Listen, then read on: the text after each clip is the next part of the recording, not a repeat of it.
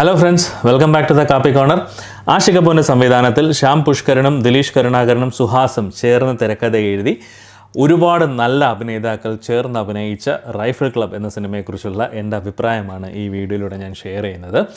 2024 എന്ന് പറയുന്നത് മലയാള സിനിമയെ സംബന്ധിച്ചിടത്തോളം ഒരു സുവർണ്ണ വർഷമായിരുന്നു. 200 സിനിമകൾ ഇറങ്ങിയതിൽ ഏകദേശം 24 സിനിമകൾ ഹിറ്റ് സ്റ്റാറ്റസ് നേടി, അതായത് പ്രൊഡ്യൂസർക്ക് ലാഭം നേടിക്കൊടുത്ത 24 സിനിമകൾ ആ ഒരു കഴിഞ്ഞൊരൊറ്റ വർഷം കൊണ്ട് മലയാളത്തിൽ ഉണ്ടായിട്ടുണ്ട്. അത് മറ്റൊരു ഇൻഡസ്ട്രിയിലും ഇത്രയും വലിയ ഹിറ്റുകളായിട്ടുള്ള സിനിമകൾ, ഇത്രയും വലിയ ഹിറ്റ് കാര്യങ്ങളും സിനിമകളൊന്നും ഉണ്ടായിട്ടില്ല.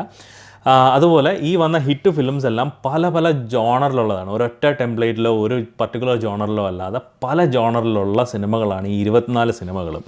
അത്തരത്തിൽ നമ്മൾ വർഷം തുടക്കം മുതൽ 2024 തുടക്കം മുതൽ നോക്കുമ്പോൾ നമ്മൾ ഏറ്റവും കൂടുതൽ മിസ് ചെയ്തിരുന്നത് ഒരു അടിപൊളി ആക്ഷൻ ഫിലിം, ആക്ഷൻ പാക്ഡ് അല്ലെങ്കിൽ ആക്ഷൻ എൻ്റർടൈനർ ഫിലിംസ് ആയിരുന്നു നമ്മൾ ഏറ്റവും കൂടുതൽ മിസ് ചെയ്തിരുന്നത്. സത്യം പറഞ്ഞാൽ അതിന് വളരെ നല്ലൊരു എൻഡിങ്, 2024 എൻഡിങ് ആയിട്ട് 2 ഫിലിംസാണ് ഡിസംബറിൽ ക്രിസ്മസ് ടൈമിൽ റിലീസായത്. അതിലൊന്ന് റൈഫിൾ ക്ലബ്ബും മറ്റൊന്ന് മാർക്കോയും. മാർക്കോ ഓൾമോസ്റ്റ് നോർത്ത് ഇന്ത്യയിലും വളരെ വലിയ ഹിറ്റ് സ്റ്റാറ്റസ് നേടി. ഏറ്റവും കൂടുതൽ വയലൻ്റ് ആയിട്ടുള്ള മൂവി എന്നും പറഞ്ഞിട്ട് വളരെ ഹിറ്റ് സ്റ്റാറ്റസ് നേടിയ ഒരു ആക്ഷൻ എൻ്റർടൈൻമെൻറ്റ് മൂവിയായിട്ട് മാർക്കോ മാറി.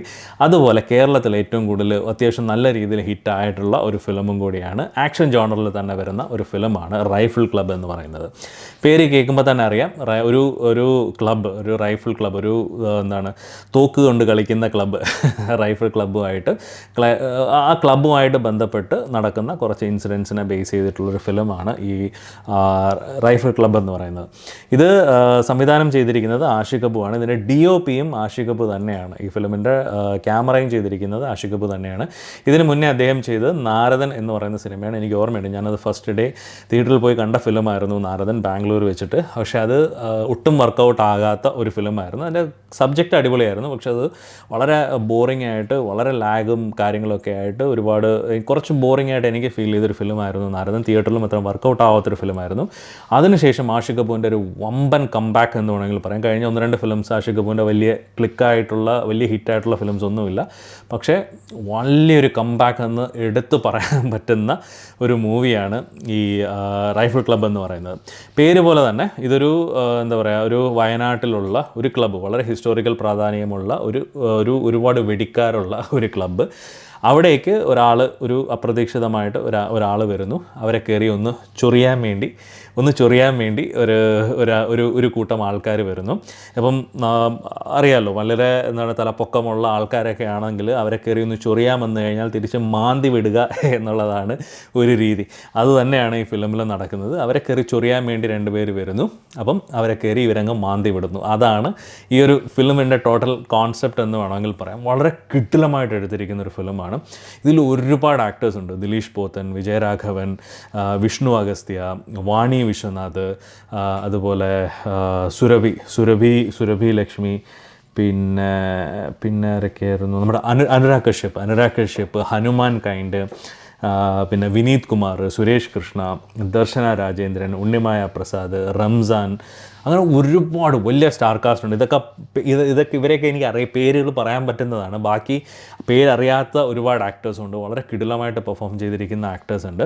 ഇതൊരു ഒരു ഇംഗ്ലീഷ് ഫിലിമിൻ്റെ ഒരു ടെംപ്ലേറ്റ് ഫോളോ ചെയ്യുന്നൊരു ഫിലിമാണ്. കാരണം ഒരു പർട്ടിക്കുലർ ഇൻസിഡൻറ്റ് ഉണ്ടാകുന്നു, ആ ഇൻസിഡൻറ്റ് ബേസ് ചെയ്തിട്ട് കുറച്ച് സംഭവങ്ങൾ ഉണ്ടാകുന്നു. അതൊരു വലിയൊരു ഒരു ആക്ഷൻ ഓറിയൻറ്റഡ് ആയിട്ട് കുറേ ഇടിയും വെടിയും പുകയും എന്നൊക്കെ കേട്ടിട്ടില്ലേ, അതുമായിട്ട് ബേസ് ചെയ്തിട്ട് ഒരു ഇംഗ്ലീഷ് ഫിലിമിൻ്റെ ടെംപ്ലേറ്റിൽ ഫോളോ ചെയ്തിട്ടുള്ള ഒരു ഫിലിം തന്നെയാണ്. ഒരു സംഭവം ഉണ്ടാകുന്നു, ഇവിടേക്ക് വരുന്നു, ഇവിടെ ഒരു ആകപ്പാടെ ഫുൾ ആക്ഷൻ ഒരു സിറ്റുവേഷൻ ഉണ്ടാകുന്നു.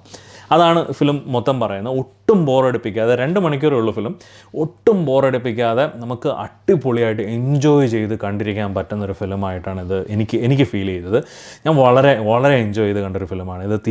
ശരിക്കും തിയേറ്ററിൽ മിസ് ചെയ്തു എന്നും പറഞ്ഞിട്ട് എനിക്ക് അത്രമാത്രം ഒരു റിഗ്രറ്റ് തോന്നിയൊരു ഫിലിമാണ്. കാരണം ഇവിടെ തിയേറ്ററിക്കൽ റിലീസ് ഇല്ലായിരുന്നു ഈ ഫിലിമിന്. നാട്ടിലെല്ലാം ആയിരുന്നെങ്കിൽ ഡെഫിനറ്റ്ലി ഞാൻ തിയേറ്ററിൽ പോയി ഒരു തവണയല്ല, അതിൽ കൂടുതൽ തവണ ഞാൻ ഈ ഫിലിം കണ്ടേനെ. എനിക്ക് ഭയങ്കരമായിട്ട് ഇഷ്ടപ്പെട്ടു. OTTയിൽ തന്നെ ഞാൻ ഇത് രണ്ടോ മൂന്നോ തവണ ഞാൻ ഈ ഫിലിം കണ്ടു. എനിക്ക് ഭയങ്കരമായിട്ട് ഇഷ്ടപ്പെട്ടു. അത്ര കിടിലമായിട്ട് എടുത്തിരിക്കുന്ന ഒരു ഫിലിമാണ്. എടുത്തു പറയേണ്ടത് ഇതിൻ്റെ ബാക്ക്ഗ്രൗണ്ട് മ്യൂസിക്കാണ്. റെക്സ് വിജയൻ്റെ ബാക്ക്ഗ്രൗണ്ട് മ്യൂസിക് കിടിലം എന്ന് വെച്ചാൽ കിടിലം. ബാക്ക്ഗ്രൗണ്ട് സ്കോറൊക്കെ അടിപൊളിയായിട്ടാണ് കൊടുത്തിരിക്കുന്നത്. അതുപോലെ ഹനുമാൻ കൈൻഡ് എടുത്തു പറയണം. അദ്ദേഹം ആ ഒരു ഫസ്റ്റ് ഹാഫിൽ വരുന്ന ആ ഒരു ഇമ്പാക്റ്റ് പുള്ളിയെ കാണിക്കുന്നതും അതുപോലെ പുള്ളി ആ ക്ലബിലേക്ക് കയറി വരുന്നതും ആ ഒരു സ്വാഗൊക്കെ അടിപൊളിയായിട്ടാണ് വന്നിരിക്കുന്നത്. അനുരാഗ് കശ്യപ് പിന്നെ പറയേണ്ട കാര്യമില്ല. മഹാരാജ എന്ന് പറയുന്ന സിനിമയിൽ നമ്മൾ കണ്ടാണ് അദ്ദേഹത്തിൻ്റെ അഭിനയം അത്ര കിടിലമായിട്ടാണ് പുള്ളി അഭിനയിക്കുന്നത്. വളരെ ഈസായിട്ടാണ് പുള്ളി അഭിനയിച്ചിരിക്കുന്നത്. ആ ഒരു ക്യാരക്ടർ വളരെ ഈസായിട്ടാണ് പുള്ളി ചെയ്തിരിക്കുന്നത്. അത്ര പെർഫെക്റ്റായിട്ട് അടിപൊളിയായിട്ട് ചെയ്തു. ഒരു കുറ്റവും പറയാനില്ല. എല്ലാവരും വളരെ അടിപൊളിയായിട്ട് കിടിലമായിട്ട് ചെയ്തു വെച്ചിരിക്കുന്ന ഒരു ഫിലിമാണ് റൈഫിൾ ക്ലബ്ബ് എന്ന് പറയുന്നത്. ഇതിൽ ഡബിൾ മീനിങ് ഡയലോഗ്സും കാര്യങ്ങളൊക്കെ ഉണ്ടെന്നും പറഞ്ഞുകൊണ്ട് പലരും പറയുന്നുണ്ട്. പക്ഷേ അതൊക്കെ ആ പടത്തിന് വേണം, ഇല്ലെങ്കിൽ അത് പറ്റില്ല. കാരണം അത്തരത്തിലുള്ളൊരു ഏരിയയാണ്, അത്തരത്തിലുള്ള ആൾക്കാരുടെ ഒരു ക്ലബ്ബാണത്. വളരെ മനോഹരമായിട്ട് അടിപൊളിയായിട്ട് ചെയ്തിട്ടുണ്ട്. ഫസ്റ്റ് ഒരു അരമണിക്കൂർ ഈ ഓരോ ക്യാരക്ടേഴ്സിനെ എസ്റ്റാബ്ലിഷ് ചെയ്യാൻ ഒരു ടൈം എടുക്കുന്നുണ്ടെങ്കിൽ പിന്നെ ഒരു 1.5 മണിക്കൂർ ഒരു രക്ഷയില്ല, അങ്ങ് പോവാണ്. വന്ന് എവിടെ തുടങ്ങുന്നോ അങ്ങ് കയറി പോകുന്ന രീതിയിലാണ് ആ ഒരു ഫിലിമിൻ്റെ പോക്ക്. എന്നാലും ഒട്ടും ബോറടിപ്പിക്കാതെ 2 മണിക്കൂർ പ്യുവർലി എൻ്റർടൈൻമെൻറ്റ് തരുന്ന ഒരു ഫിലിമാണ് റൈഫിൾ ക്ലബ്ബ്. ഡെഫിനറ്റ്ലി ഇത് മസ്റ്റ് വാച്ചാണ്. നിങ്ങൾ കണ്ടിട്ടില്ലെങ്കിൽ ഈ സിനിമ ഡെഫിനറ്റ്ലി കാണും. നെറ്റ്ഫ്ലിക്സിൽ ഫിലിം സ്ട്രീം ചെയ്യുന്നുണ്ട്. അപ്പം എന്തായാലും സിനിമ കണ്ടിട്ട് നിങ്ങളുടെ അഭിപ്രായം എന്താണെന്നുള്ളത് നിങ്ങളിതിൻ്റെ കമൻറ്റായിട്ട് രേഖപ്പെടുത്തുക. അപ്പം മറ്റൊരു സിനിമയുടെ വിശേഷവുമായിട്ട് നമുക്ക് വീണ്ടും കാണാം. അതുവരേക്കും ബൈ.